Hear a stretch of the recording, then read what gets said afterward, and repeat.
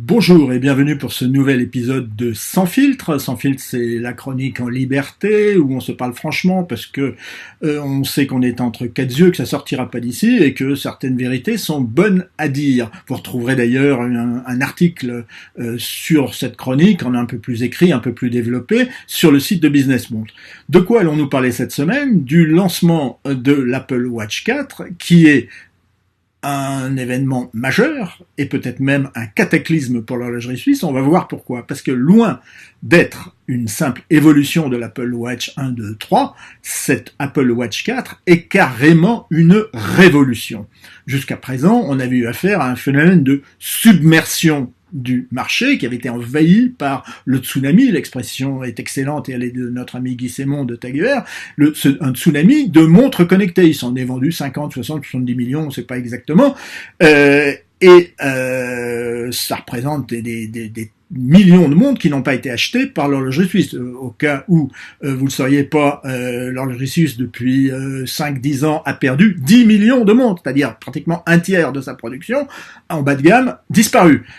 Pour ceux qui auraient des doutes, un chiffre supplémentaire, tous les trimestres, selon différentes études, pas selon nous, mais selon des cabinets spécialisés, Apple livre tous les trimestres 4,7 millions à 4,8 millions de montres. Apple est leader sur ce marché, ce qui fait que, par exemple en 2018, Apple devrait livrer 18 millions de montres, c'est-à-dire les 2 tiers de ce que produisent toutes les marques suisses réunies.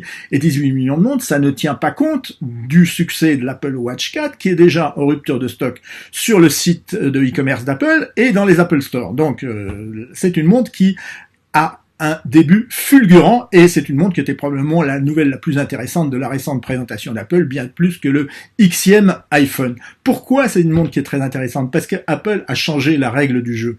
Jusqu'à présent, les montres connectées s'adressaient à une population de moins de 30 ans, une population de digital natives, ceux qui sont nés avec un ordinateur à la place du biberon, et qui voulaient rester connectés avec leur montre aussi bien qu'avec leur téléphone.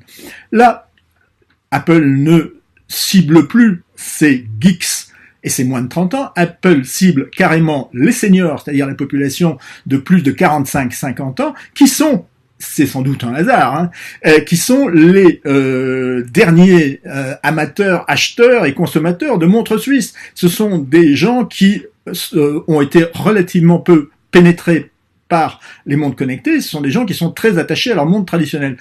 Et là, c'est là que ça devient très malin. Apple ne leur propose pas de changer de montre. Apple leur dit simplement, nous, on a un instrument de santé, on a un électrocardiogramme de poignet. Un électrocardiogramme, il y a un quart de siècle, il y a 25 ans, ça tenait dans un semi-remorque. Aujourd'hui, avec les progrès de la miniaturisation et des puces, ça tient sur une montre. Et là, c'est là que ça devient fantastique, parce que pour toucher cette cible de seniors, Apple leur dit, écoutez, nous, on vous donne une espèce d'assurance vie. Cette montre connectée, elle va détecter les problèmes, elle va enregistrer les données cardiaques, elle va pouvoir détecter les crises cardiaques. Si vous êtes inconscient, elle va envoyer automatiquement des secours. Et si vous faites une fibrillation, elle enverra les secours. Et si vous tombez étourdi, il y a un détecteur de chute qui va envoyer les secours. Donc c'est un outil de santé. Et ça, c'est fantastique. Mais pour mieux le vendre aux seniors, c'est là que la combine marketing est encore plus géniale et encore plus diabolique. Pour mieux le vendre aux seniors, cette montre, Apple aurait pu la vendre 2 fois plus cher. Pas du tout. Elle est quasiment à 10% près au prix de l'ancienne Apple Watch 1, 2, 3, même si Apple arrête déjà la 1. Donc, elle est pas beaucoup plus chère. Donc, pour un senior qui est habitué à payer sa montre 10 fois plus cher, à 500 unités, euros, francs suisses, peu importe, il va pouvoir s'en acheter une pour voir. Il va pouvoir essayer. Et il faut compter sur le côté addictif de la chose, parce que quand vous commencez à enregistrer vos données cardiaques, vous pouvez pas passer votre journée à enlever, à mettre votre montre connectée, parce que votre médecin, lui, il va avoir besoin de ces données. Donc, très vite, l'Apple Watch 4 et les générations suivantes, et toutes les montres des concurrents qui vont forcément s'engouffrer sur ce créneau de la santé, ça va devenir indispensable. Donc on portera un peu moins les montres suisses. Mais c'est encore plus diabolique. Alors il y a le problème du prix, on vient de le dire, mais il y a aussi le problème du boîtier, c'est absolument génial. Apple a légèrement agrandi son boîtier sans changer le style de la montre qui est très joli, juste en l'arrondissant un peu déjà, histoire de rappeler les montres traditionnelles, mais surtout il y a un écran plus grand, donc maintenant c'est 40-44 mm pour le boîtier. L'écran, il est un tiers plus grand. À quoi ça sert un écran tactile un tiers plus grand? Ben, ça sert tout simplement à avoir des icônes plus grandes sur lesquelles on pianote plus facilement. Les seniors, c'est pas des digital natives, ils passent pas leur vie à trafiquer ou à écrire sur leur smartphone. Les seniors, ils ont encore l'habitude ils n'ont pas encore l'habitude de pianoter, tout simplement. Mais là, on leur propose une montre facile à pianoter avec des icônes plus grandes ou des icônes plus nombreuses. Ça, c'est la deuxième chose. Troisième chose, assez seniors. On leur parle de quoi? On leur parle pas d'app ou d'application ou de fonction. On leur parle de complications. Il suffisait d'écouter la conférence de présentation de l'Apple Watch en Californie. On leur parle de complications. Comme à des gens qui ont l'habitude des montres traditionnelles et qui savent ce que complication veut dire. L'électrocardiogramme pour Apple, c'est une complication. Et je dirais, dernier point, cette population de seniors qui sont plutôt portés sur le luxe, qui ont l'habitude, qui sont très fidèles aux marques de luxe, qui les ont accompagnés pendant toute leur vie de consommateur, ben, Apple cherche pas à faire du luxe. Apple arrête même ses boîtiers en or, mais Apple confie à Hermès le soin de faire une Apple Watch 4 de luxe. Et je dois dire qu'elle est très réussie, les bracelets sont magnifiques. Voilà, donc, il y a du luxe, du pratique, et c'est un instrument de vie.